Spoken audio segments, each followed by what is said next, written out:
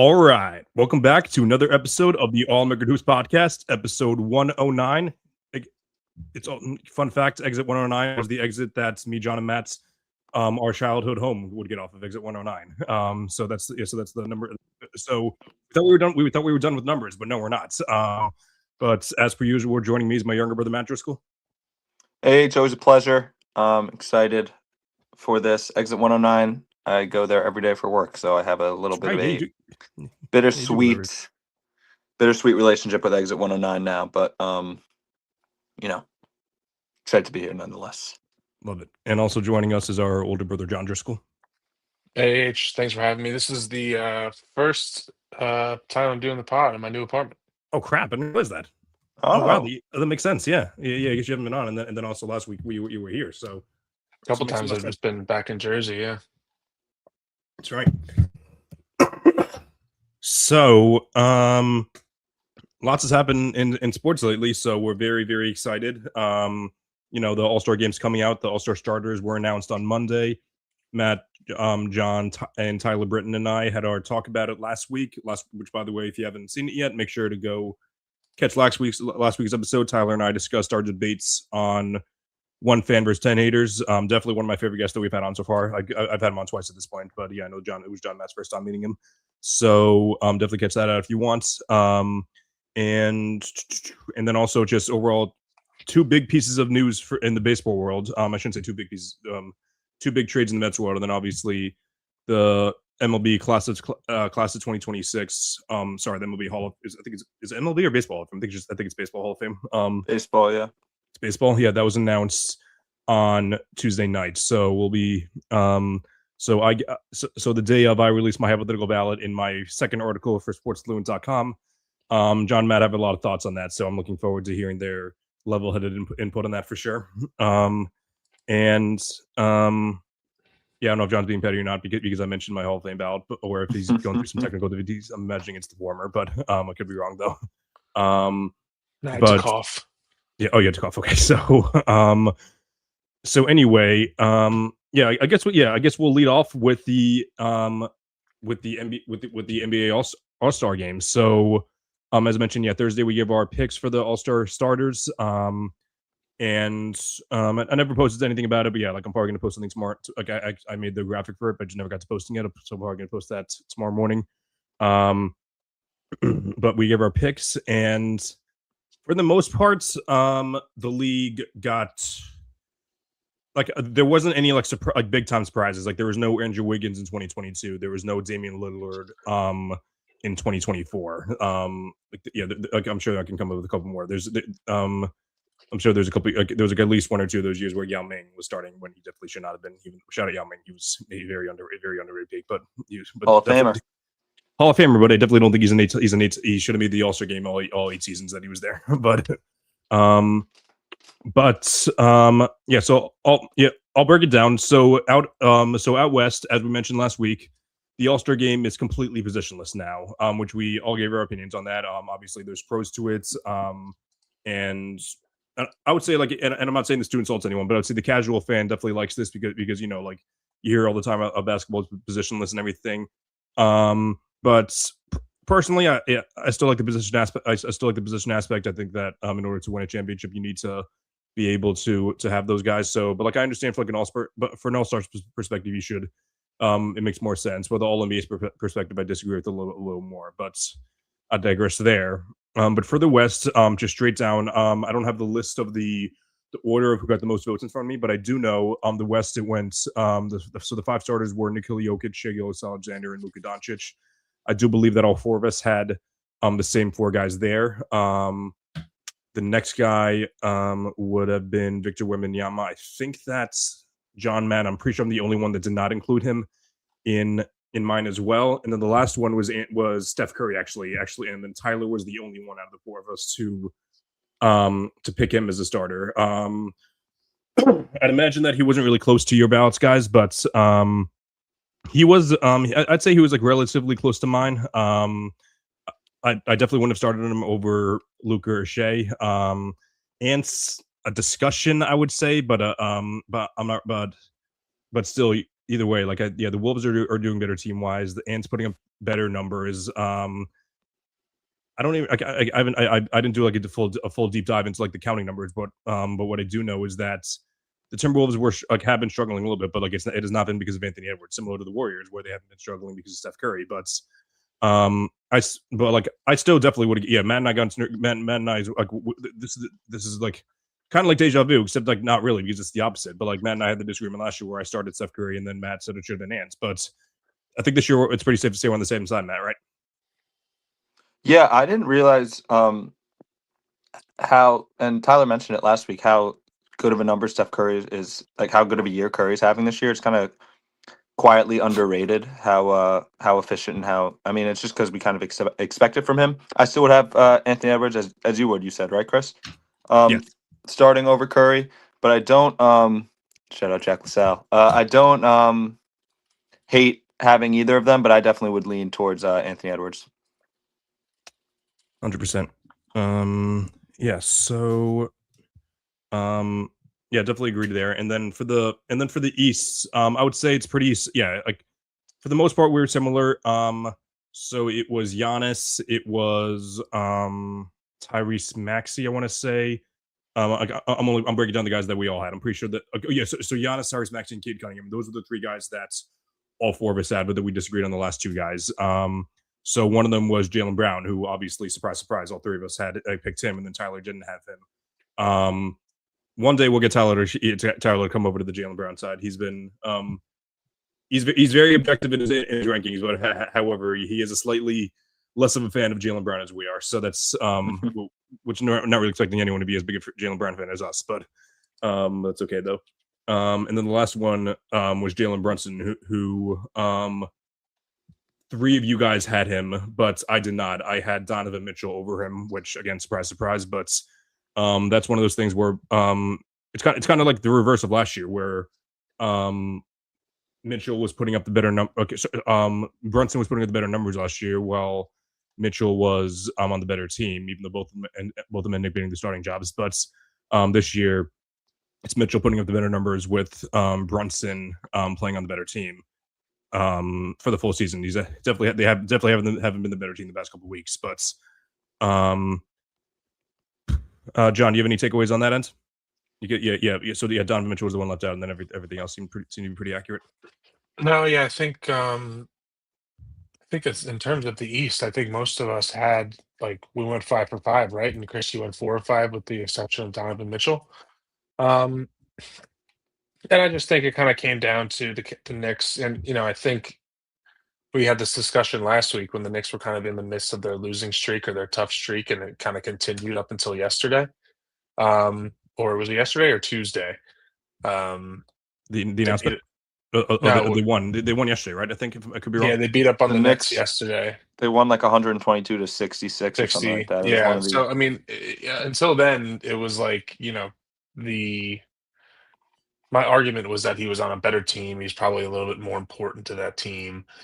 And then they had a pretty terrible stretch there. It looks like they kind of bounced back last night though. But yeah, I think they got it right. I know we all love Donovan Mitchell, but I just thought Brunson earned it a little bit more.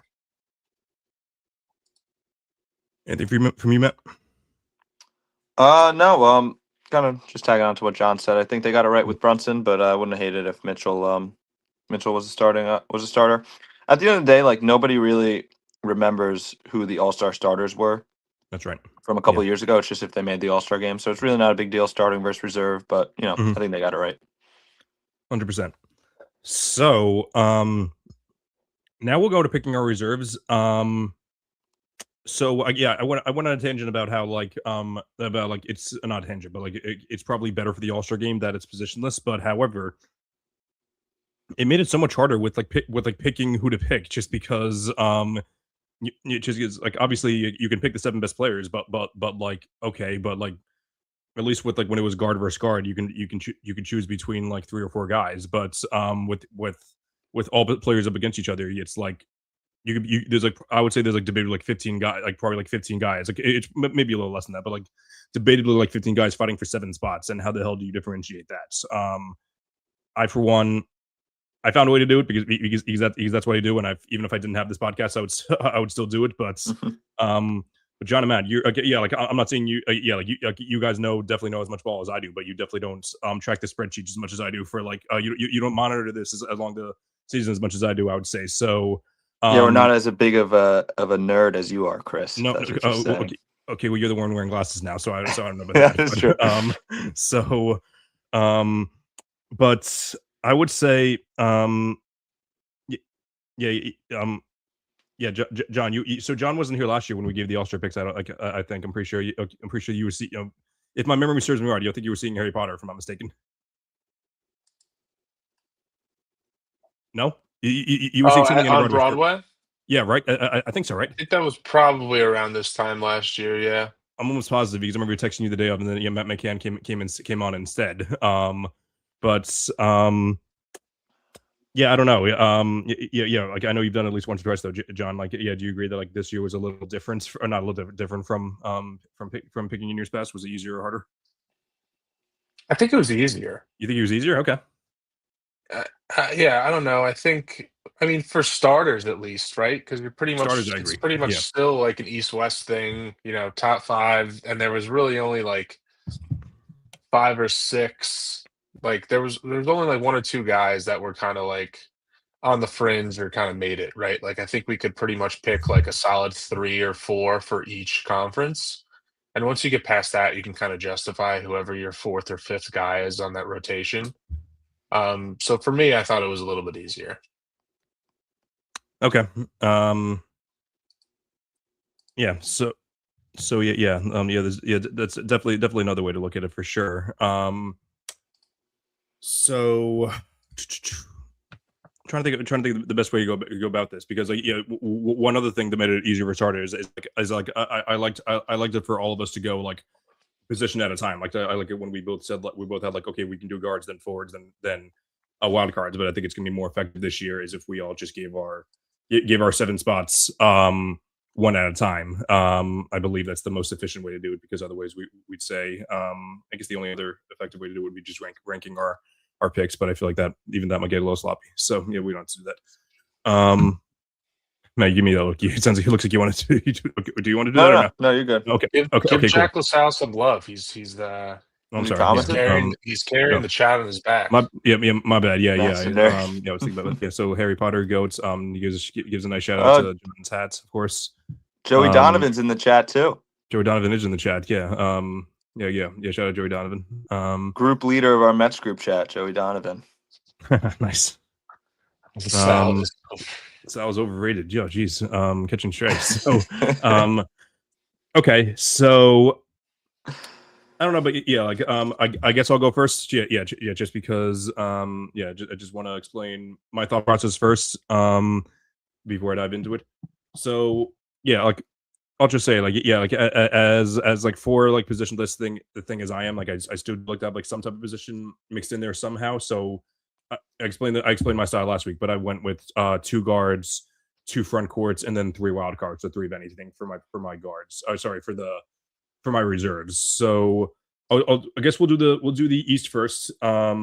So my 2 guards. So one of them is very obvious. I mentioned him earlier, Donovan Mitchell. Let's go Mets.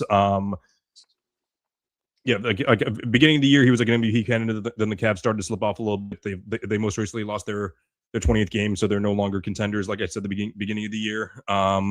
But again, it's just like Steph Curry, just like Anthony Edwards. It's not his fault at all. He's been filthy, and it's I'd say it's more so because of like the injuries and like they're just not as lucky as they were last year. And maybe there'll be like a regression to the means like towards the end of the year. Like they have been looking a little better than they were earlier. So easy pick for me there. The next guy I would have put is actually very surprising. I actually ended up going with Norm Powell of the Miami Heat. I feel like he's been flying very under the radar. Bam Adebayo was playing better than he was last year, but I still think that Norm has been, especially if I understand if you don't want to go positions, but if we're going to go some positions, Norm Powell has been more valuable. And just putting together a great scoring season. The Heat have been playing much better than expected, and I feel like it's been because of Norm and not because of Bam Adebayo. So shout out to Norm Powell there. Then for my 3 front courts, there are a couple guys you can go with here, but one of them I mentioned, I had him as a starter at first last week. I ended up going with Jalen Johnson. The Hawks just traded away their star Trae Young. The Hawks because they were looking better without him, and that has to has a lot to do with Jalen Johnson. The Hawks are a very good team, top to bottom, like depth wise, but Jalen Johnson has been the clear best player. And though they haven't been playing as good lately, I still think that he's been very clearly the best guy there. Then I don't know if this one is crazy or not, but like based on what I've seen from the other content creators, I actually have Scotty Barnes, and from what I've seen is that Brandon Ingram has been getting more love in that department lately, which he's averaging more points, but I feel like he's been much better as far as it goes for like playmaking and defense. So I don't know how much, like in the advanced stats strongly favor Scotty. So I understand wanting to put Ingram because he's playing better than expected, and he's been like the leading scorer, but I still think that Scotty Barnes has been the clear best player in the Raptors. Up next for my third front court, I do have Michael Porter Jr. That's probably the most shocking one, I would say. At least once a year, like it's usually out in the East, honestly. We have like one, how the hell did this guy get in here? And for that, I think it's Michael Porter Jr. He's been phenomenal. Yeah, he's been phenomenal for the Nets. Like I think, like I looked up like a couple weeks ago. I think it was like a solid, like I think they're like a -1 with him on the court and like a -13 with him off the court. So it used to be my mindset used to be like, oh, MPJ is just like a high stats, like low impact guy, but maybe he's just on a very bad team and it shows that his impact is higher. But shout out to MPJ, he's having a very good season. And then my 2 utility guys would go to Pascal Siakam and Karl-Anthony Towns. I think that's Siakam is having a slightly better season than Towns. Towns was more so, if I'm being honest, a matter of just picking a 12th guy because because the East has been pretty disappointing in talents, and Cat has been a little disappointing for sure. But I feel like he's been solid in some ways. But Pascal Siakam has been he's been carrying the load for the Pacers. The Pacers have stunk this year, but it's because they've lost their first and third best player in Tyrese Halliburton and Miles Turner. But Siakam has still been pretty solid. So long story short, I got Donovan Mitchell, Norm Powell, Jalen Johnson, Scotty Barnes, Michael Porter Jr., Pascal Siakam, and Karl-Anthony Towns. I just want to take this time to shout out the comment section, shout out the Mets group chat. They're really representing the All American Hoop Pod right now. I got it. Yeah, I got to read it now. Yeah, I wanted to keep the pod flowing, but yeah, I'm definitely gonna take a look over there now. While I guess I'll let you guys give your picks, and then we can discuss our differences and everything there. Mine's going to be very, very similar to yours, Chris. I had 6 out of the 7 same picks. Instead of Karl-Anthony Towns, even though I just looked it up, Cat does have better numbers than this guy. But I just thought with the Pistons being so successful as they've been this year, I have Jalen Duren over Karl-Anthony Towns, and I receive about 150 texts each Knick game complaining about Karl-Anthony Towns from members of the comment section right now. So, if you have Karl-Anthony Towns over Jalen Duren, I totally get it. But me personally, I have Jalen Duren, and then like you said, I have Scotty Barnes, Michael Porter Jr., Siakam, Jalen Johnson, Norm Powell, who somehow his prime is when he's 32 and 33 years old, and then Donovan Mitchell as well.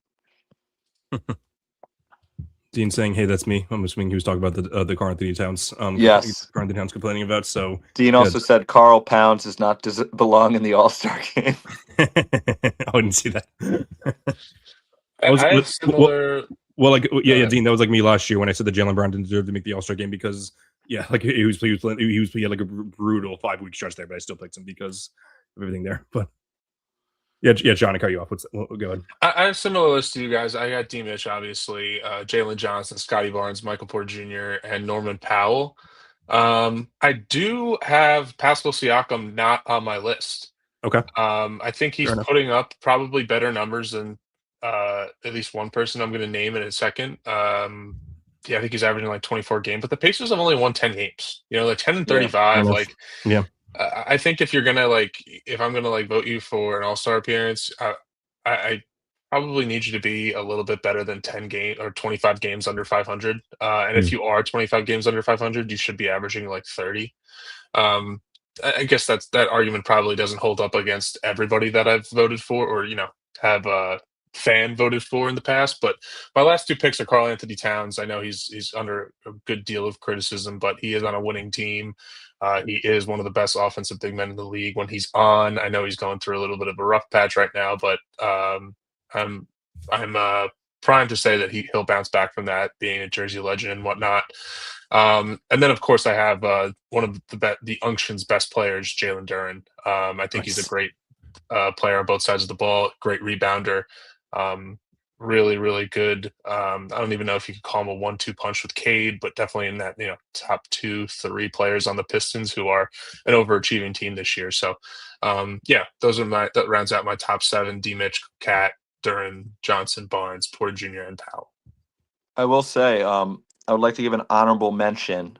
Just missed my list besides Karl-Anthony Towns is Con Knipple. Shout out members and students of the Con Academy. 19 points a game on 43% from 3. So efficient king. We love Con and the Con Academy. Just missed my list. Dude, I never understood the Khan Academy joke until you actually said the thing out loud. I'm like, wait, Khan Academy? I'm like, oh, Khan Academy. Okay. Yeah, I guess I came up with that. I'm pretty proud of it. I don't know if people actually call him that on Twitter or not, but oh, they don't? Okay. I have no idea. Probably not, honestly. I don't know. Yeah, Dean and I just send propaganda to each other every once in a while. Nice. Okay, so I'm just jotting these down real quick, and I'm jotting it down not just for when I post it, for posting in a couple of days. I'm doing it for something else at the end of the show. So wait, so Matt had Donovan Mitchell, Norm Powell, Jalen Johnson, Michael Porter Jr., Pascal Siakam, who was a Jalen Duren, and hang on, what? Me? Yeah, so you had Mitchell, Norm Powell. I had your list, except I replaced Carl Pounds with Duren. Got it. Okay, cool. 1, 2, 3, 4. Okay, sounds good. So Norm, Johnson, MPJ. Okay, Scotty. Okay, cool. So that's it for the East. Yeah, so it looks like we have very, very similar lists. So, and it's going to be interesting. It's going to be interesting when we dive into this at the end. Why the hell are we posting jeans? It's Joey, Donovan, and Dean when they're an alliance. Their name is Gene. That's a good one. They kiss before or after they say that? Say it again, John. So, do they kiss before or after they made that nickname? I think both. Gene mentioned common Gene W from the boys. Amazing. So, all right, now we'll go out west, and I'll say this: the West was a little bit easier. I'll do the same thing. I'll dive into it. So I went with the same criteria. So my 2 guards, I went with Anthony Edwards again. Deserved to be a starter, but oh well. Second guard, it's funny. I did have one player. I don't know if I'll give my honor mentions at the end ahead of him for weeks, but I did end up going with Jamal Murray though.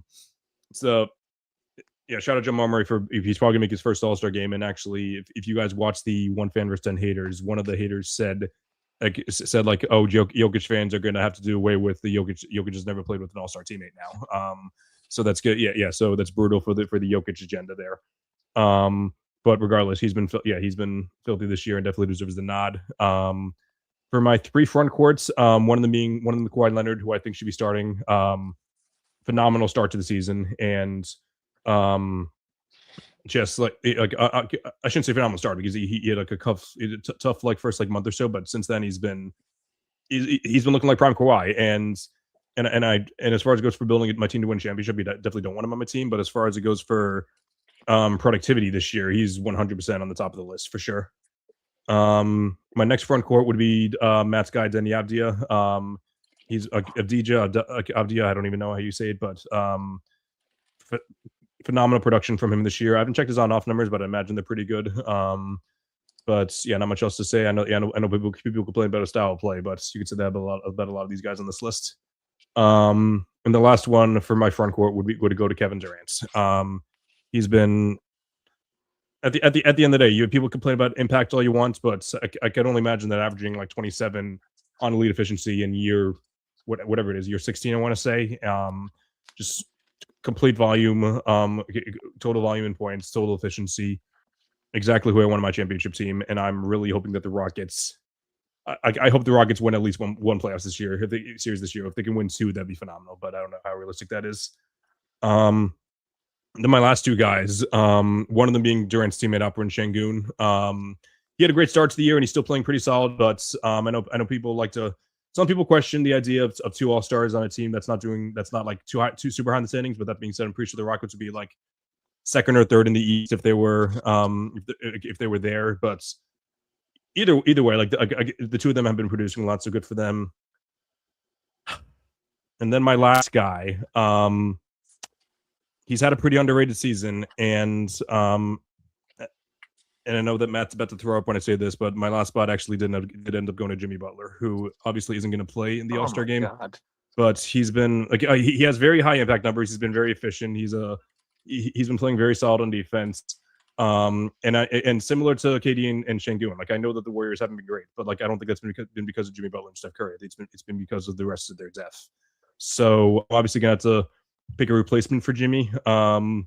I'll do that at the end, and I will actually no. I'm going to say now. Actually, I'll give it to Chet Holmgren. Actually, he would have been the guy I would have had. He would have been the guy I would have had instead of Jimmy. In like a hypothetical situation where, if it was my decision, Chet Holmgren would be the All-Star replacement. I knew that would be the reaction. Swing and a miss on those last two there, AH.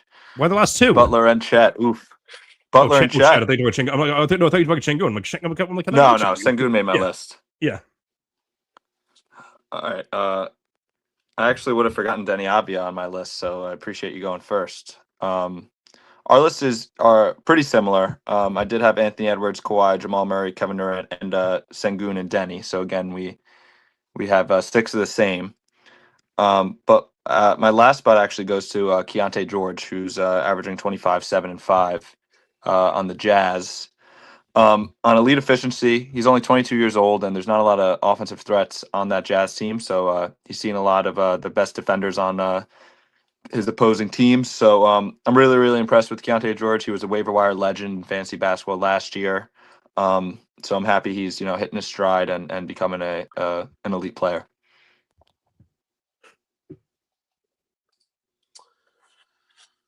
All right, for my 7, I have Jamal Murray. I think he's having a great year. Kawhi, who somebody noticed that he has been staying relatively healthy. I think I made that note that he's been staying relatively healthy last week, and he's missed his last 3 games, and he's doubtful for tonight. So, but overall, he's having an awesome year, especially when he plays. I do have Deni Avdija from the Blazers. I think he's 10th in the West in points per game. He's having a great year, especially with Jeremy Grant and Drew missing a good chunk of time. One that I was on the fence about, but I decided to keep him on is Chet. I think his numbers really aren't popping off the page. I think he's at like 17 and 8 or something like that. Defensively, he's great, and he's on the number 1 team in the league. And it's tough sharing meals on that offense with SGA at the line, every 5 seconds. So that was the one that I was kind of on the fence about. I could definitely see a couple people that I would like replace him with. And then just to round it off, I got Şengün, Durant, and Ant, of course. All right, so not too many differences from what I've seen. Yeah, Keontae George. Yeah, appreciate the shout out for sure. Yeah, I saw a couple weeks ago on Twitter. It was like Keontae George should be an All-Star, and I've been following it ever since. So I'm all in on the Keontae George propaganda. He's having a quietly great year, I guess, because it's in Utah. But he's only 22. So. Oh, nice. Yeah. Okay, so this is where it's going to get interesting. I don't think I'm going to have you guys practice this because it would have been very complicated to explain. But I'm going to explain mine though. So the way that the All-Star game is going to work is that essentially the teams are going to be split into 16 players from Team USA and then 8 players for Team Worlds. I tallied mine up. I would end up having 10 players from Team World, and then so 10 players from Team World, which means 14 players from Team USA. So that's including if I were to replace Jimmy Butler with Chet Holmgren. So that would be so it's still 14 USA and 10 World. So I would actually need to add in 2 more Team USA guys. So Matt's, and I guess John too. One of those guys would have been Jalen Duren for sure. So I think I think eventually at least one of our guys is going to the guy that we left off is going to squeeze in there. Then my last guy, I did this with holding my nose because it used to be on my agenda, but not so much anymore. That's probably Paulo Banchero because he's not even the best player on his own team, but however, Franz Wagner is the best player on the team. And he's not going. He's obviously not Team World. Because if I'd be more specific, Team World would be SGA, Luka, Giannis, Jokic, Wemby, Siakam, Kat, Jamal, Denny, and Şengün. And I said Kat just because I'm pretty sure that he expressed earlier that he wanted to represent Team World. I know that's a discussion as to which one that would be. But then Team USA would be Brunson, Maxey, Curry, Cade, Brown. By the way, the starting line of Jaylen Brown is going to be the center. That's phenomenal. And then Donovan Mitchell, Norm Powell, Jalen Johnson, Scotty Barnes, Michael Porter Jr., Anthony Edwards, Kawhi Leonard, Kevin Durant, Chet Holmgren, Jalen Duren, Paulo Banchero. So I don't know if that's just what I'm projecting based on the fact that the Magic are in the playoffs. And Paulo's played more games than Franz. So again, if Franz isn't eligible for that, so basically what I'm saying is that this whole thing is very stupid. About how that has to be organized, and this I'm not saying that Team USA versus Team World isn't a cool concept, but the way that they're going about it, I think is very, very stupid. Yeah, I just counted. I have 10 of my reserves are from USA. So how many starters are US from the East and West? 16. Did you count right? Anthony Edwards, Kawhi, Kevin Durant, Keontae George, Scotty Barnes, Michael Porter Jr., Jalen Johnson, Norm Powell, Jalen Duren, and Donovan Mitchell's 10. Okay. And then however many the starters. Okay. The reserves. Yeah. The starters is 5 more, so that's 15 actually. So Okay. That's why I was confused. Yeah. So you need one more USA player.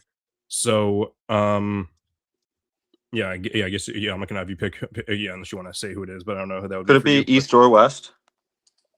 That's a great question, Matt. I would imagine it would be either East or West, but they haven't made that clear. But I'm not sure.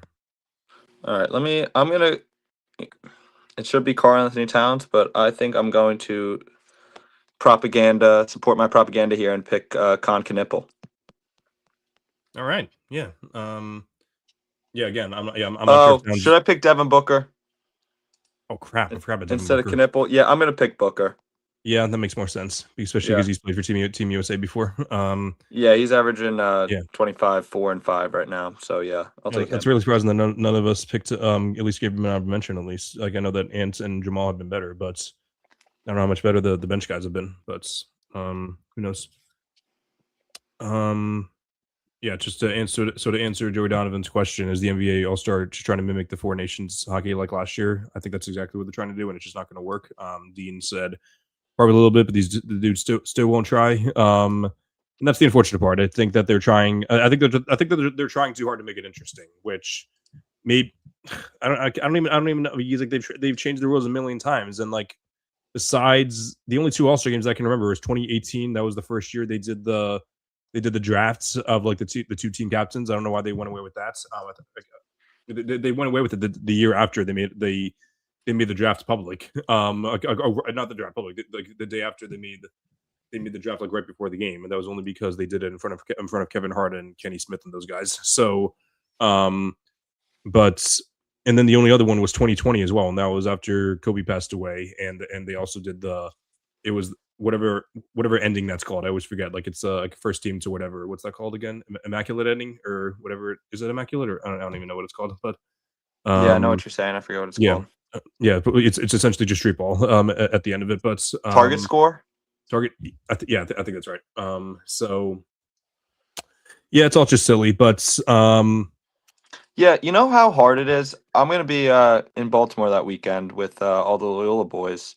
And we're just not going to watch it. Do you know how hard it is? How bad of a product it has to be to have a huge sporting event on a weekend, and there's going to be 15 guys there that love basketball, and they're just not going to watch it. It's very, it's tough to do, and the NBA does a great job with not getting guys to watch. They do a great job with not getting guys to watch. And I'm pretty sure last year during the All-Star game, Tony and Jalen and I had our second or third episode of NBA Max, and we were streaming it. And it actually got taken down, and I'm pretty sure it's because more people were watching our stream than watching the All-Star game, if I'm being honest. So that's what I'm pretty sure. By the way, John, Los Angeles Clippers star Kawhi Leonard will return tonight against the Lakers. Lead sources tell Chris Haynes. That's oh my god. He's doubtful and he plays. No, it said he was out. So I guess that worse. ESPN just didn't update it. The thing was, I think they had 2 games left on their road trip, and then he just stayed in Los Angeles. Now they're back in LA. So happy that he is playing because I need the points with my IR slot taken up and Jokic not playing still. Ryan Collins asked a question. Do they still do target score? I don't know. They do not still do target score. They do not. And it's good question, Ryan. Pin that Dean comment. I can't believe how good your team is, John. It's the most annoying thing ever. Did you see? I was in a meeting today, and it was a bunch of important people, so I wasn't saying anything. I was just looking at the draft recap and doing percentage of games played this year versus last year for my team. It's ridiculous. It's ridiculous. Yep. Truly is. All right. Trae Young played in 94 games. 94% of the games the past 4 years. 85? Let me look. Let me pull it up. How old is Trae Young? He was drafted the year after 27? Yeah, so yeah, it was yeah. Yeah, you hear that, guys? 27 is young. Yeah. 27 is young. Yeah, it's only your oh wait, no, I'm turning 27 this year. Jeez. That's not fun.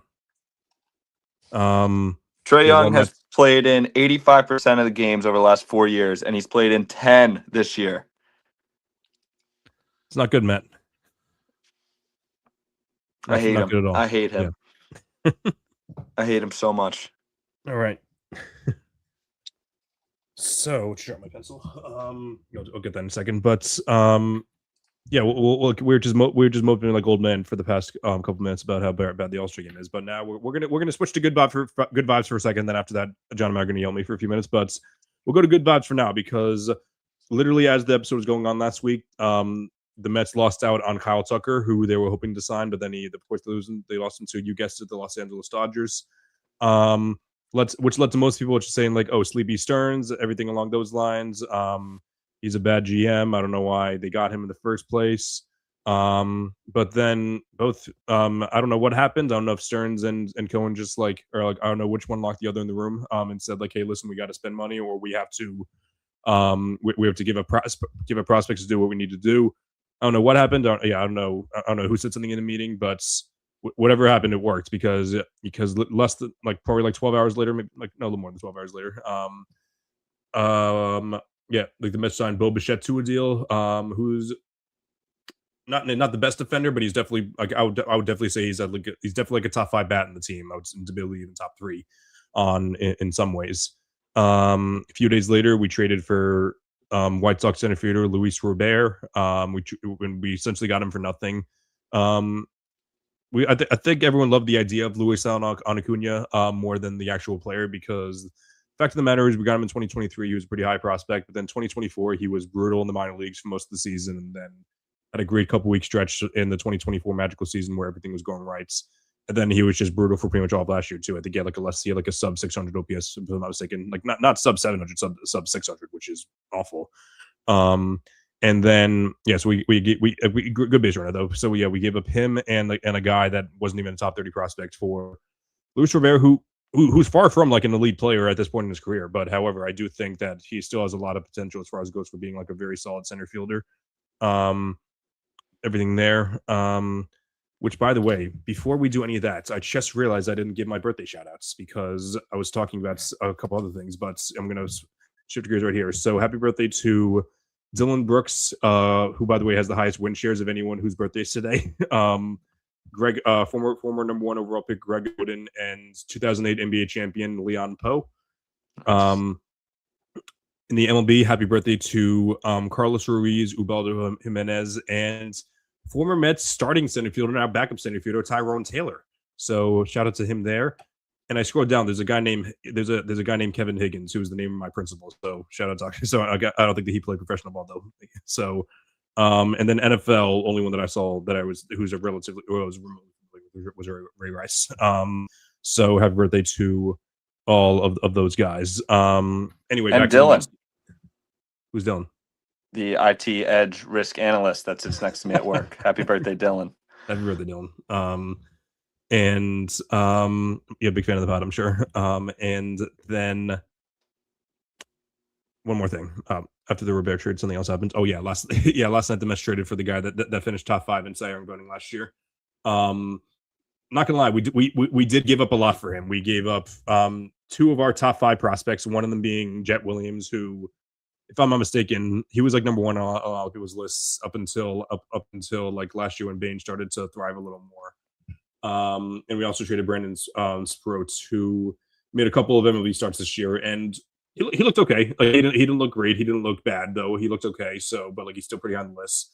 But the Mets seem to be much higher on Tong than they are on Sproats. So that seemed to be the difference there. But regardless, the Mets, they needed another starter. They needed another. They needed a center fielder desperately, and they needed another bat. So they checked all those boxes in less than a week. So, Matt, what do you got to say about that?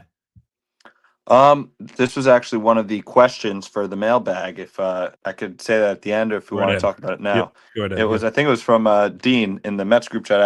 Ask AH what move is he more excited for, the Bo Bichette signing or the Peralta trade? Ooh. And also, I guess John can answer this as well too. Yeah. Yeah, John, why don't you answer it actually first? Because I kind of did a lot of talking there. So.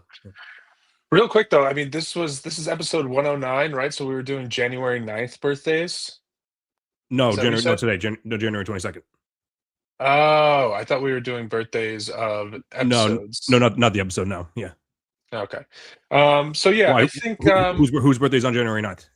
January 9th, birthday shout out, Charlotte's roommate Keelan. It's her birthday. Nice. Oh, the goat. Yeah, of just course. had a Yeah, birthday about 2 weeks ago. So happy late birthday to Keelan. Yeah, absolutely. Yeah. But no, just to answer, I guess the question was it's Peralta versus Robert. No, Peralta versus Bichette. Oh, that's a good question. I think for me, I would probably say that Peralta makes me more excited. I was more surprised about the Bichette move. Mhm. I'm more excited about Peralta because the Mets really haven't had a frontline guy in what seems to be quite a while. Now, you can argue with a Wall or some Yankee fans or some Philly fans or whatever, whether he's a true ace or not. I think that there's a possibility he's entering his true ace kind of prime or stretch of his career right now. But at the end of the day, the Mets needed a guy that could grab the ball in a game 1 of a wild card or divisional series, and you could have confidence in that. And I know they say he has some flaws where he doesn't really go deep into games. But I think that's just what the MLB is right now. Managers nowadays, they're not going to let the pitchers go deep into games unless they're some old veteran ace. That's kind of rare. I mean, I think they pulled Skubal after 6 innings this year in a game. Was that game 7 or game 5? So and this isn't to say I'm not excited about Bichette. I'm really excited about Bichette. I think he fills in a great need and a great hole in this Mets lineup. I just think the need of the frontline starter kind of overpowers the bat or the third, or I would probably say he's the third best bat in the lineup. But I'm more excited about Peralta, even though it did cost some prospects that I was relatively high on. I think Sproat, I think, is going to be a really good. He seems like a really hot, good, like high floor kind of guy. He's not going to get too high, but he's not really going to screw you. And Jet, I think Jet's going to be a great player. I think, he's a shorter guy, infielder. The Mets have about 72 infielders right now. So, Right. Unless you were going to move Simeon and Peralta after this offseason, I just didn't really see much of like an avenue for him. He was kind of getting blocked. So the Stearns' ability to turn that into a frontline starter was awesome.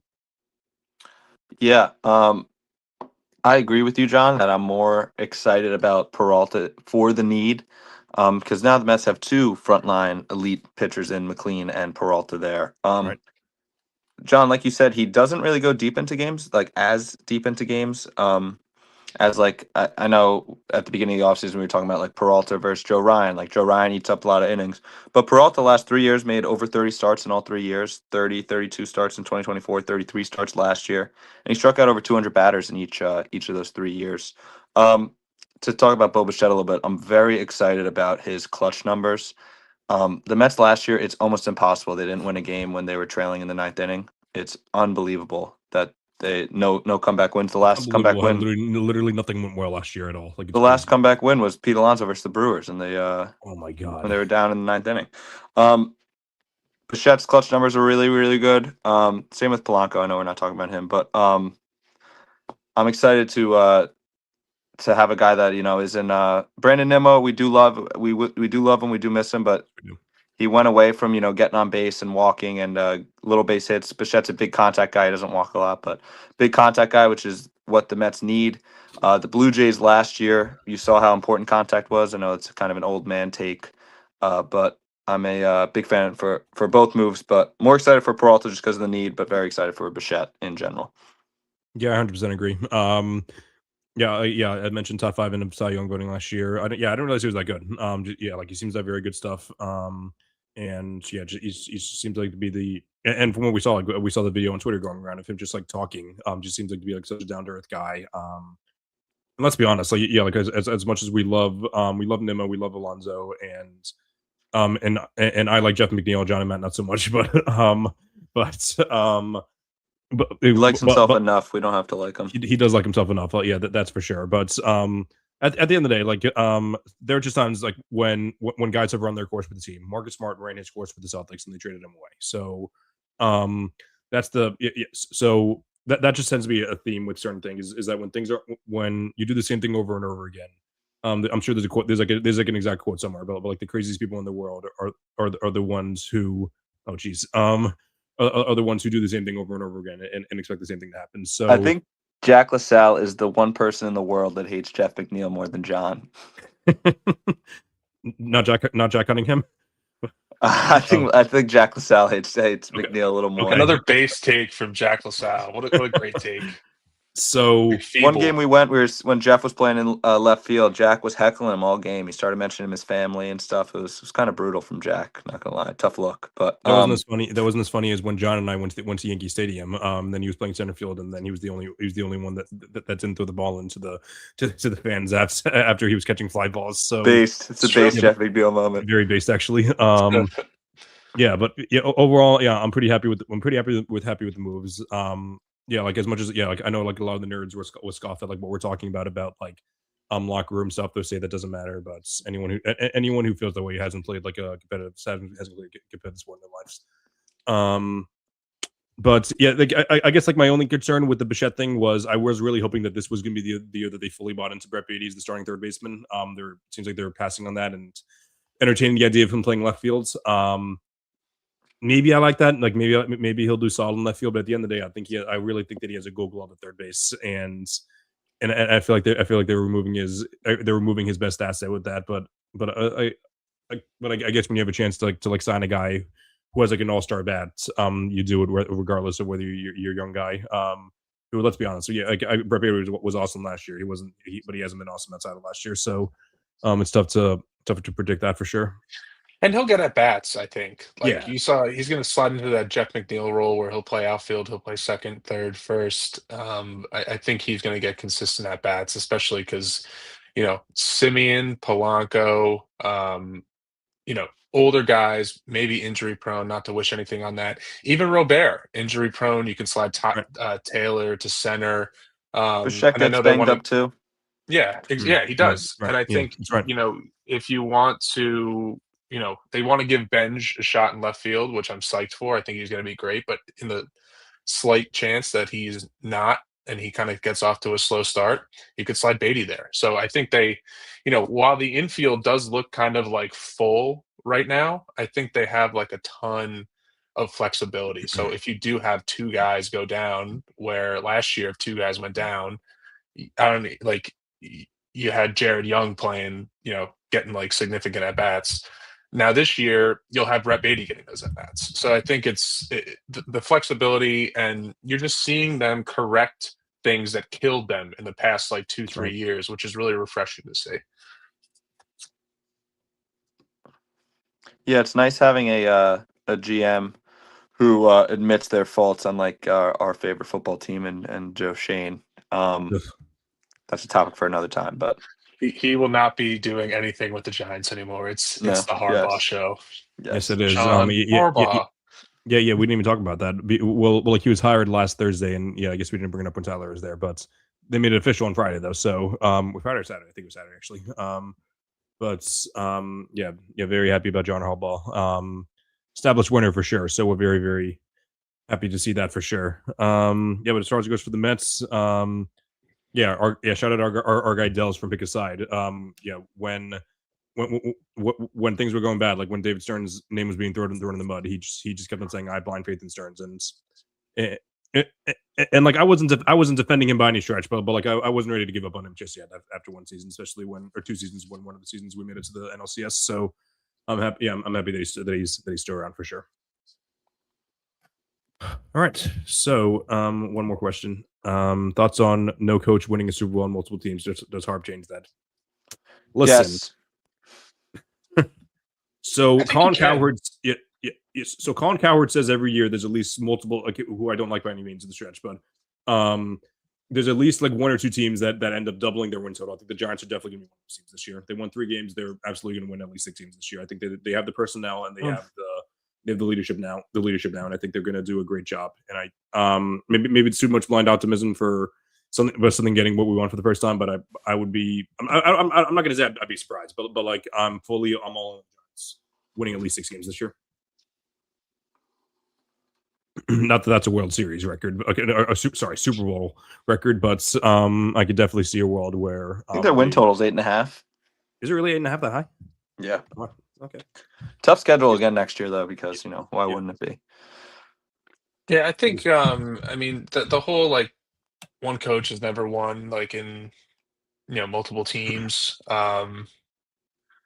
I think it's obviously like a relevant stat, but there are like instances where coaches have been very close and like, one thing rolls one way and it kind of goes the other way. Like Andy Reid was very close to winning a Super Bowl with the Eagles, and then he went on to, dominate with the Chiefs. So I think it's all about and you see like coaches like Belichick or, coaches who kind of win a lot in one place, they either stay there for their career and don't do anything else. Like it's very rare for a coach to coach 18 years in one place and then start over somewhere else. And he's starting over in a big market with like ownership support. So it's a more unique situation, I think, than just like a coach having like Doug Peterson having a one-off Super Bowl and then going to coach the Jags or something like that. Right. Yeah. All right. Good stuff. When the rest gifted Doug Peterson that Super Bowl. Oof, yeah, it's true. He was out of bounds. So now we're going to go to the fun part of the show where let's call it the first take portion, where it's actually guys yelling at each other. So before we do that, the MLB announced its Hall of Fame inductees the other day. It was John's favorite player of all time, Carlos Beltran, and one of my favorite players to play with in MLB The Show 2006 and 07, Andrew Jones. I don't know what it was, but he was just one of those guys that they just love like the power bats and MLB The Show, and that's who I usually played with. I never played with Andrew Jones on the Braves, but it was usually through a trade or when I just played for the NL for the NL All-Star team. But yeah, shout out to both those guys there. Long overdue for both of them for sure.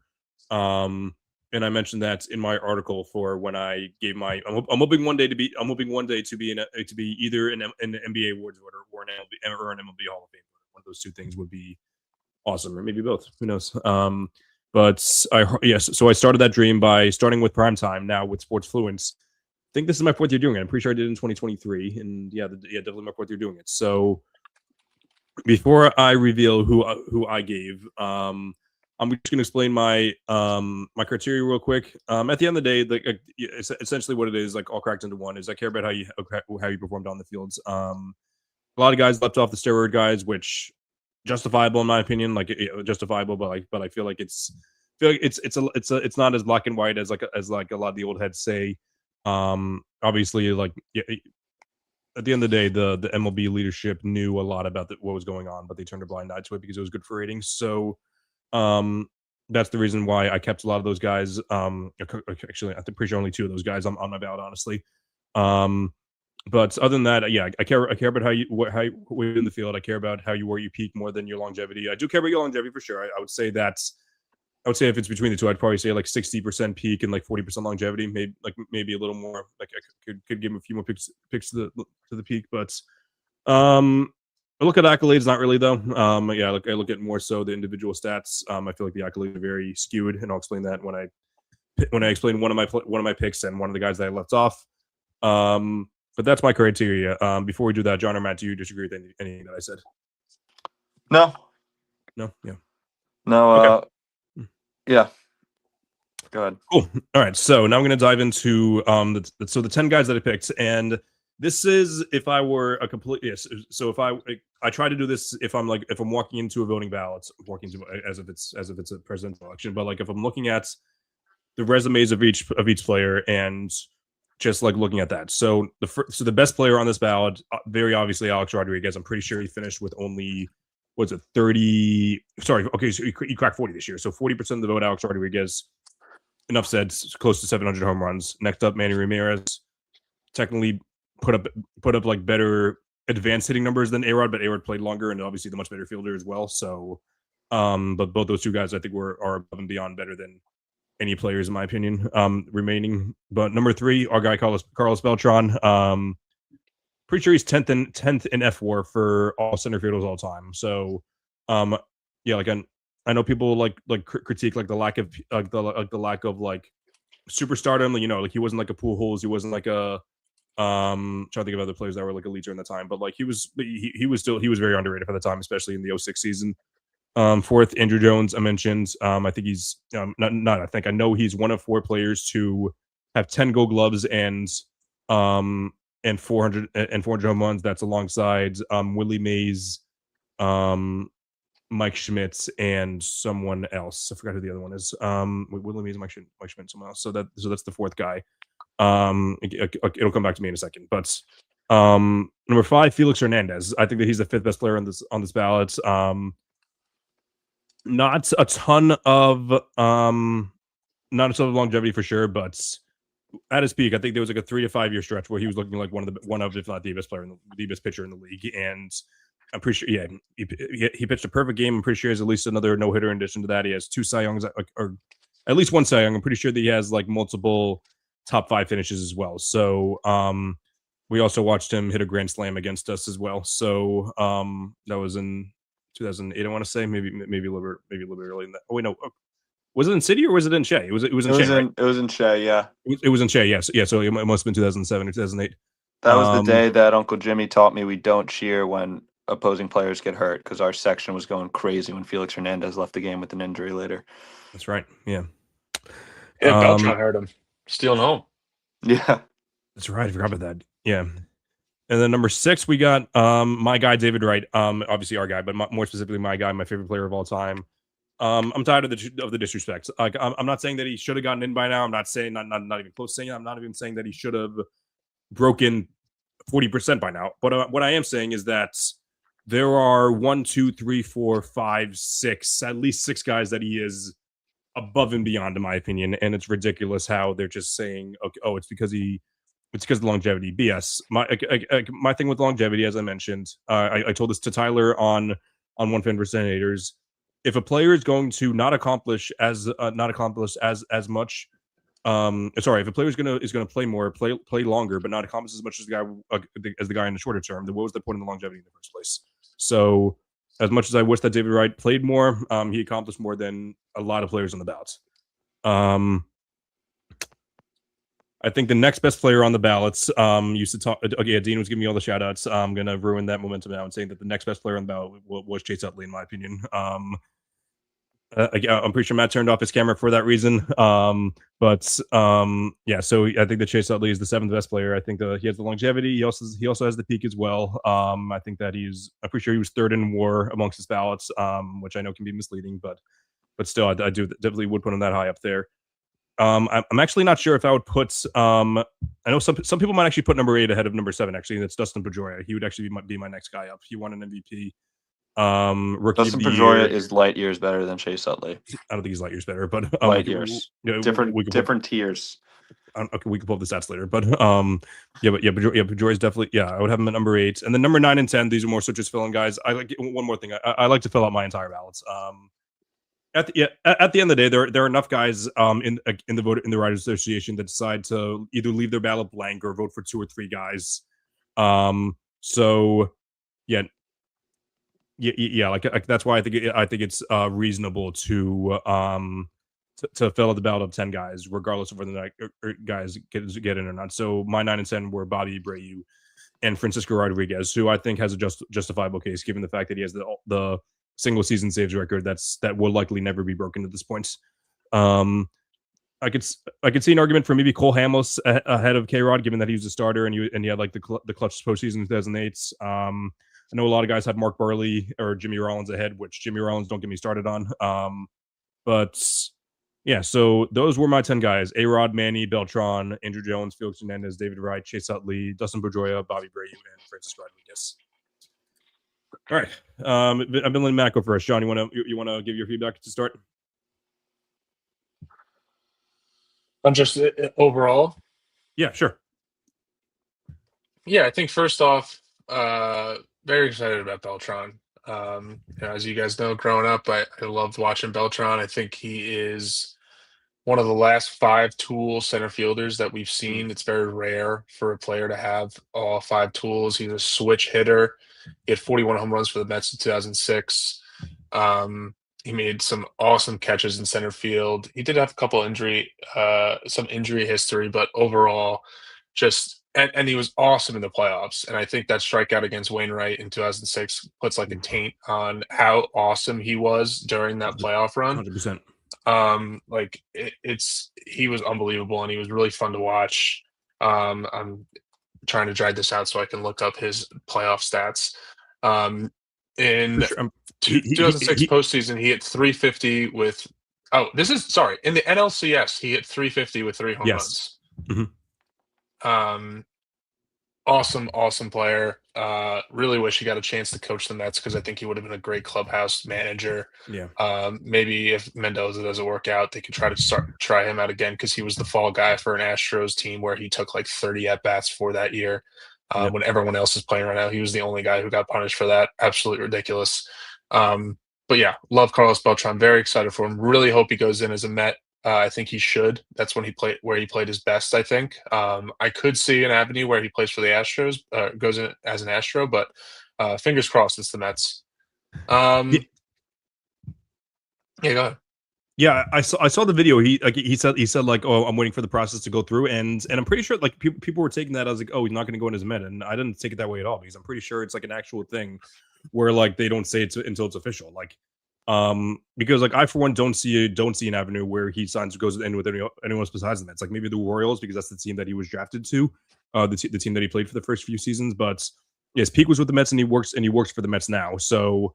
I don't. I would be shocked. Like if he went in as anything else besides a Met. And I won't dive into every player you named there. I think you did a good job covering them. But overall, I think there has to be a conversation of. I used to be so anti letting steroid players in. I still am not really for that, but I will say that the MLB has already let a steroid user in the Hall of Fame in David Ortiz, and the only reason why they did that was because he's funny and he's good with the media and he was he's nice. Silly, John. Come on. Yeah, that's why. He makes fun of Jeter every time the Yankees lose, and everyone laughs about it. Come on, yeah, and trust me, I like David Ortiz. I mean, he had some awesome that 2004 postseason run against the Yankees with that 3-0 comeback. I mean. Really, really fun player. But if you're going to let him in, you have to let Bonds in. You have to let A-Rod in. You have to let Pete Rose in. I mean, you can't like pose yourself as some like holier than thou, like MLB. We're like this all-class organization, all-class league. And meanwhile, you already let a steroid user in. So you can't have this criteria where we're not going to. Which, by the way, I mean, this is one of the main arguments for the steroid user thing is that they kind of, more or less like. saved, not really saved. It's not like an 80s Magic Bird thing, but like the MLB was not doing well in the 90s and the steroid era came along, and they were fine.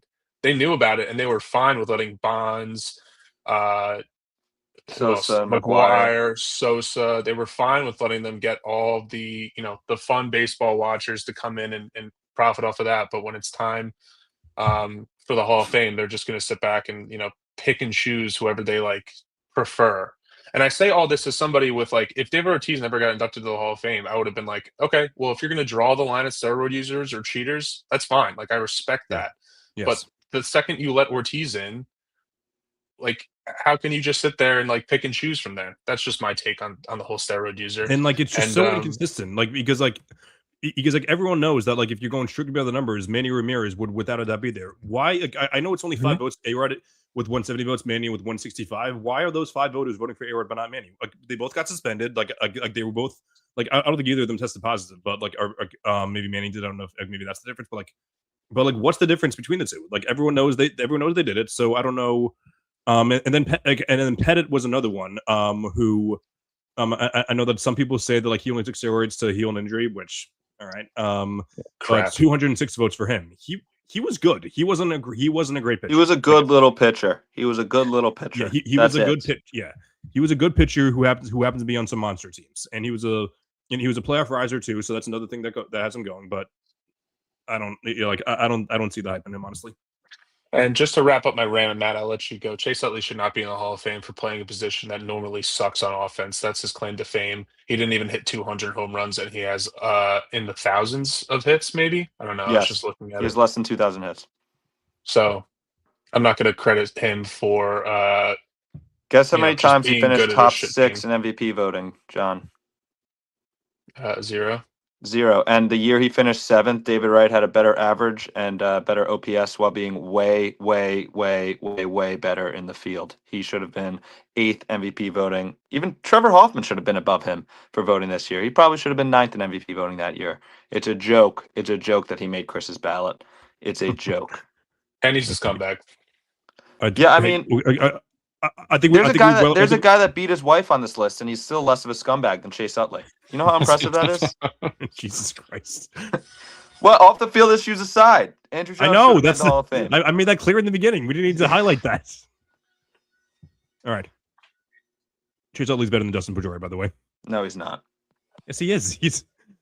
How many MVPs does Chase Utley have? 0. I don't care. I mentioned I don't care about accolades. Yeah, how many rings does Chase Utley have?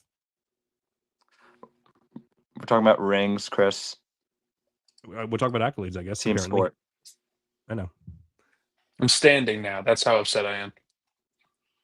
Well, I'm guessing that you guys disagree with my filling out all 10 guys on the list on the ballot, by the way, right?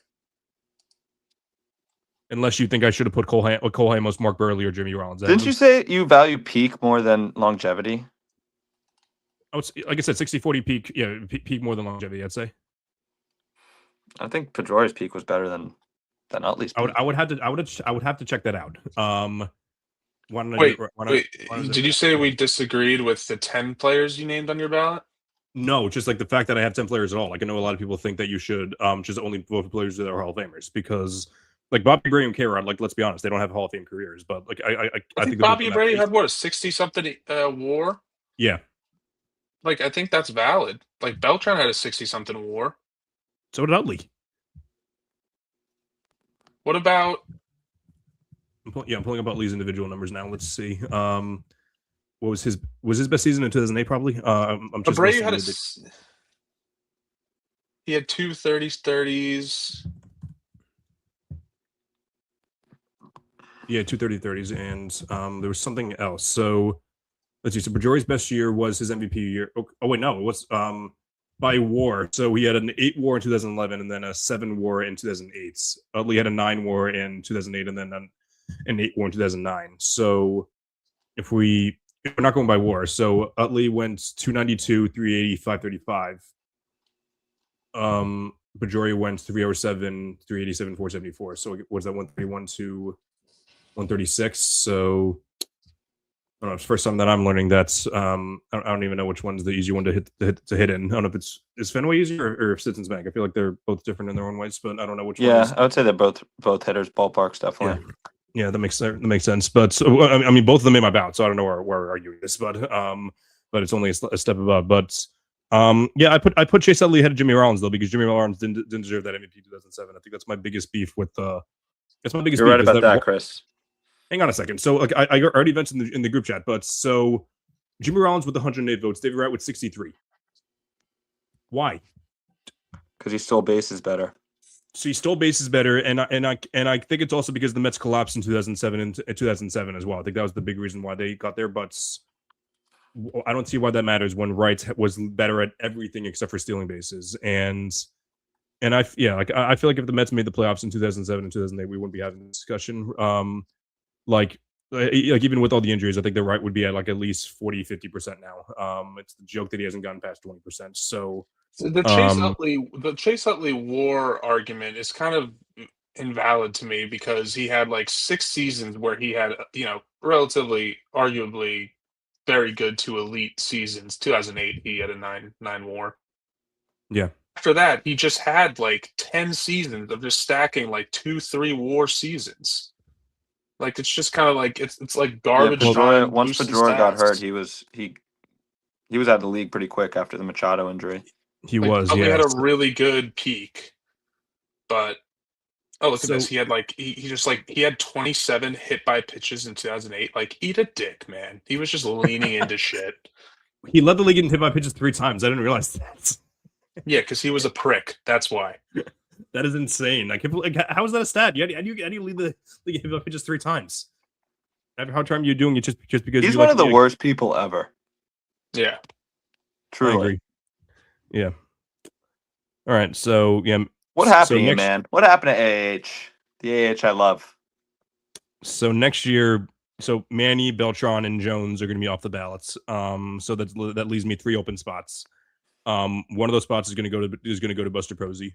I don't know who the other 2 are going to go to yet, or if I'm going to leave K-Rod on or not. I'll probably bring Calamus on. And I feel like relievers are so disrespected. They are. I'll probably bring Calamus on, and then I'll probably bring John Lester on as well. So yeah, I'll probably leave the same 7 guys on, unless like a guy like so the same 7 guys, then Buster and Hamels, and I guess John Lester too, and then unless someone wants to convince me that I don't know, maybe Mark Burley is better than K-Rod or Jimmy Rollins, or I don't even know. Dad likes Mark Burley. You could talk to him. He would pitch a game in like an hour and a half. Yeah, well, there's someone else there. Someone like in the next best 2 guys after Buster Posey and John Lester are Brett Garner and Ryan Zimmerman, which Ryan Zimmerman, I feel like he might get past I think he'll reach the 5% threshold because everyone likes him and he had a pretty good peak. But if he gets a higher percentage than Wright because he won a ring, I'm gonna storm the Writers Association building, which we even have, if that's even a thing. But yeah. But yeah, kind of explained everything there. We give our All-Star picks. As long as you guys don't have anything else, I think we're good. I think we're good. Shout out to the chat tonight. Electric work. Yeah. Shout out to all the Loyola boys. We're very excited to have you on, and we got to have him on as guest soon. Yes, we got to make that happen. Absolutely. Next week, I'm thinking Monday. I'm gonna have my own show with Jack A. He was a guest on One Fan versus 10 Haters for, I believe he was a Kobe hater, and I believe that he was a Knicks hater too, and a Patrick Mahomes hater, if I'm not mistaken. So he's been on it a few times. I think just the 2 of us will go on a show on Monday, and then Thursday, John, Matt, and I will likely be doing our annual All-Star drafts, depending on how many players made it. Depending on who's injured and who's not. We still like to do it. We still like to do the 24 guys, 8 players per team. It's always a fun thing to do. So we will definitely be continuing on with that. I guess I'm assuming the Matt just again, because he does the pod on his phone, that he just exited the app real quick. But that is what happened. That's what I assumed. So all right. So yeah, John, Matt's always a pleasure. Thanks for coming on. Before I head off, as you can see on the bottom left, not only I haven't moved the primetime sports talk thing yet because I got to change that to Sports Fluent, but I also have to change Wednesday nights. It is no longer going to be called NBA Max. It is going to be called Fluents versus Chill versus Everyone. So essentially, I'm sure those of you guys who are subscribed to this channel, you're familiar with Fluent and Chill. That's with producer of the show Tony and Chilton on Hoops. So we're essentially just changing that show into they're still gonna have their show on Tuesdays, but then Wednesdays, I'm gonna be moderating alongside Jalen Norrie. We're gonna be moderating debates topics alongside with Fluent and Chill, and then hopefully other bigger guests will come on as well. So it's gonna be a pretty cool premise, and we'll definitely have more details for you next Wednesday for sure. But until then, follow me on all social media platforms at All American Hooper on TikTok and Instagram. The zeros of the O's are zeros for Instagram, at American Hooper on Twitter. Check out my additional content on sportsfluent.com. You can check out my full article of my Hall of Fame ballots. And again, like I said, Fluent versus Chill versus Everyone on Wednesday nights at 8 p.m.